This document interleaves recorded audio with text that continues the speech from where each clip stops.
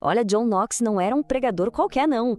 Ele foi tipo um terremoto teológico com sotaque escocês. Um homem que usava a verdade como se fosse um martelo e não pedia licença para bater. Essa aqui é a história do cara que fez reis tremerem porque ele não tinha medo de ninguém, a não ser de Deus. Para a gente entender essa história, vamos voltar no tempo.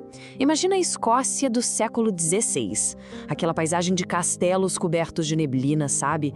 Um lugar onde o medo era quase palpável e o poder era absoluto.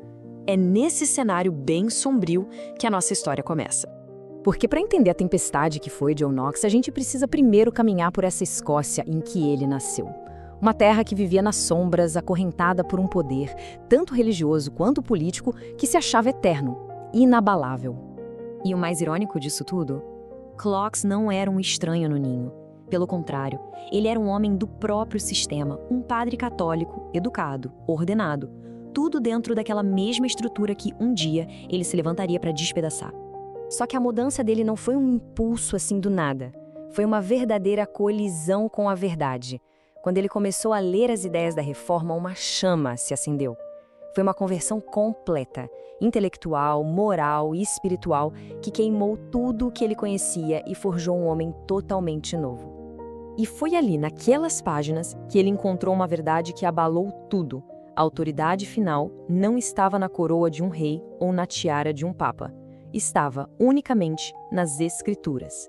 Uma ideia que parece simples, mas que era tão revolucionária que colocou ele em rota de colisão direta com todo o poder da sua época. Mas é claro que uma convicção dessas ia ter um preço, e um preço terrível. A fé de Knox não seria apenas testada, ela seria literalmente forjada nas chamas da perseguição e do sofrimento. A jornada de transformação dele foi brutal. Primeiro, ele era um padre respeitado do sistema. Aí a descoberta da palavra fez dele um alvo. A perseguição veio com tudo, rápida e implacável, e culminou no que parecia impensável. Ele foi preso e forçado a remar como escravo nas galés francesas. Cada chicotada, cada dia de humilhação, nada disso quebrou ele. Só preparou a alma dele para a guerra que ainda estava por vir. O sofrimento não o quebrou, o forjou. A fé dele não ficou mais suave, mais delicada, ficou mais dura. Sabe, como o aço que é temperado no fogo, cada provação só a tornava mais forte, mais afiada, pronta para o combate. E foi com essa fé de aço que Knox voltou para a Escócia. E ele não voltou para se esconder, não. Voltou para confrontar a própria coroa. O palco estava montado para um dos maiores embates da história escocesa. As cenas são lendárias. Imagina só, Knox, o pregador, diante de Maria Stuart, a rainha. Nos encontros deles, ela tentou de tudo.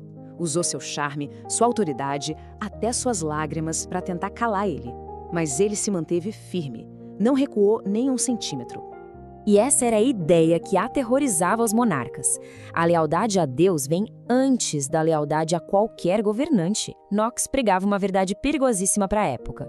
Se um rei vira um tirano e desobedece à lei de Deus, o povo não só pode, como tem o dever de resistir. Era a semente da rebelião em nome da fé. E essa oração dele, Senhor, dá-me a Escócia ou eu morro. Isso não era um homem buscando poder para si. Era o grito de uma alma que via seu povo acorrentado e que desejava a libertação espiritual dele. Era uma ambição divina pelo futuro de uma nação inteira. O resultado dessa fé inabalável não foi só uma reforminha religiosa, não. John Knox literalmente reprogramou o código-fonte, o DNA da nação escocesa. A transformação foi total. Onde antes havia o domínio de Roma, nasceu a Igreja Presbiteriana. Onde havia o poder absoluto do monarca, se ergueram limites ao poder do Estado. E onde o conhecimento era só para a elite, Knox sonhou com escolas para todos. Ele não só reformou a Escócia, ele a reconstruiu do zero. Pensa nisso por um instante. As ideias de um homem que foi escravo, remando num navio, atravessaram séculos e oceanos. Ajudaram a formar as bases de democracias modernas e do conceito de liberdade que, muitas vezes, a gente nem para pensar de onde veio. Então, o que resta de John Knox hoje? Qual é o seu legado duradouro? Aquelas ideias que continuam a ecoar através do tempo? O legado dele é desconfortável e muito poderoso. Ele deixou pra gente a convicção de que a Bíblia é a autoridade final, que a igreja deve ser governada pelo povo, não por políticos.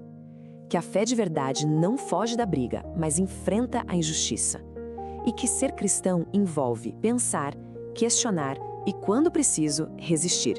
A vida de John Knox nos deixa com uma pergunta incômoda. Ele nos mostra uma fé que não é um refúgio silencioso, mas uma força ativa, que abala tronos e muda o curso da história. E a questão que ecoa através dos séculos é essa: e se a fé verdadeira nunca foi feita para ser neutra? E se ele estiver certo?